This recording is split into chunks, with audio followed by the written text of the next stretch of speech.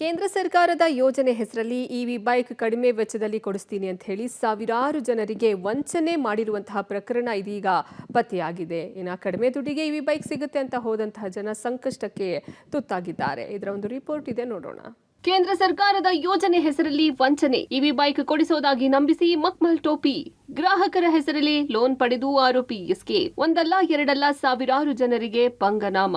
ಕಡಿಮೆ ಹಣಕ್ಕೆ ಬೈಕ್ ಸಿಗುತ್ತೆ ಅಂದ್ರೆ ಯಾರಿಗ್ ತಾನೇ ಆಸೆ ಹುಟ್ಟಲ್ಲ ಹೇಳಿ. ಇಂಥದ್ದೇ ಆಸೆಗೆ ಬಿದ್ದು ಸಾಕಷ್ಟು ಜನ ಮೋಸ ಹೋಗಿರುವ ಘಟನೆ ಬೆಂಗಳೂರಿನಲ್ಲಿ ನಡೆದಿದೆ.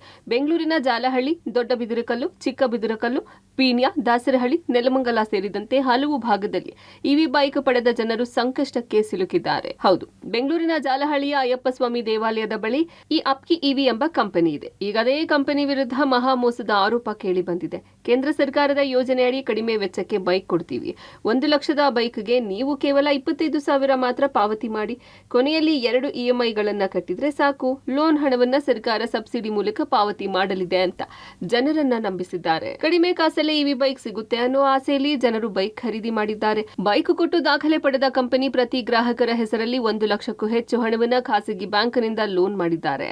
ಲೋನ್ ಪಡೆದ ಆರಂಭದಲ್ಲಿ 2-3 ತಿಂಗಳು ಕಂಪನಿಯವರೇ ಇಎಂಐ ಕಟ್ಟಿದ್ದಾರೆ. ಆದರೆ ಕಳೆದ 2 ತಿಂಗಳಿನಿಂದ ಯಾವುದೇ ಇಎಂಐ ಕಟ್ಟಿಲ್ಲ. ಹೀಗಾಗಿ ಬೈಕ್ ಖರೀದಿಸಿರುವ ಗ್ರಾಹಕರಿಗೆ ಬ್ಯಾಂಕ್ನವರು ಬೆನ್ನು ಬಿದ್ದಿದ್ದಾರೆ. ಇಎಂಐ ಕಟ್ಟುವಂತೆ ಹೇಳ್ತಿದ್ದಾರೆ. ಆಗ ಕಂಪನಿ ಮಾಡಿರೋ ಮೋಸ ರಿವೀಲ್ ಆಗಿದೆ. ತಗೋಬೇಕಾದ್ರೆ ನಮಗೆ ಖುಷಿ ಇತ್ತು, 15-20 ಸಾವಿರ ರೂಪಾಯಿಗೆಲ್ಲ ಗಾಡಿ ಸಿಗುತ್ತೆ, ಜಾಸ್ತಿ ಬಂಡವಾಳ ಹಾಕೋ ಹಾಗಿಲ್ಲ. ಬಟ್ ಮಕ್ಳು ಮರಿ ಕರ್ಕೊಂಡು ಓಡೋಕ್ಕೆ ಲೇಡೀಸ್ ನಮಗೂ ಒಂದು ಮನೆಗೆ ಒಂದು ಗಾಡಿ ಬರುತ್ತೆ ಅನ್ನೋ ಖುಷಿ ಇತ್ತು. ಬಟ್ ಅದ್ರ ಬಗ್ಗೆ ನಾವೇನು ತನಿಖೆ ಮಾಡಲಿಲ್ಲ.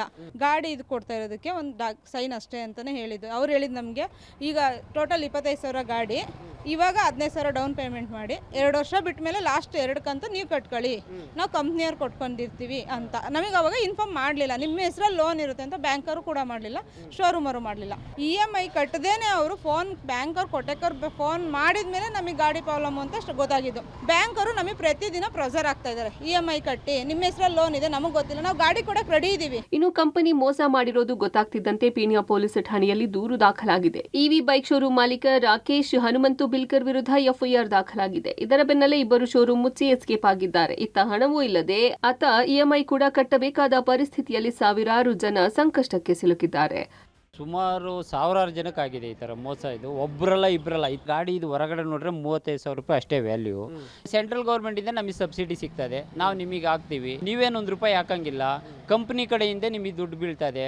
30ನೇ ತಾರೀಕು ನಿಮಗೆ ಎನಿ ತಿಂಗಳು 30ನೇ ತಾರೀಕು ಬೀಳ್ತದೆ, 7ನೇ ತಾರೀಕು ನಿಮಗೆ ಕಟ್ಕೊಂತಾರೆ, ನಿಮಗೇನು ಪ್ರಾಬ್ಲಮ್ ಇಲ್ಲ ಅಂತಂತೇಳಿ ಹೇಳಿರು. ನಾವು ಈ ಥರ ತಗೊಂಡು ಈಗ 2 ತಿಂಗಳಿಂದ ಯಾರೂ ಇಲ್ಲ, ಬ್ರೋಕರ್ಗಳು ಇಲ್ಲ, ಓನರ್ಗಳು ಇಲ್ಲ, ಎಲ್ಲ ಎಸ್ಕೇಪು ಸ್ವಿಚ್ ಆಫ್ ಮಾಡ್ಕೊಂಡವ್ರೆ. ಒಟ್ಟಾರೆ ಕಡಿಮೆ ಹಣಕ್ಕೆ ಬೈಕ್ ಸಿಗುತ್ತೆ ಅಂತ ಆಸೆ ಪಟ್ಟು ಸಾವಿರಾರು ಜನ ಸಂಕಷ್ಟಕ್ಕೆ ಸಿಲುಕಿದ್ದು ದಿಕ್ಕೆ ತೋಚದಂತೆ ಆಗಿದ್ದಾರೆ.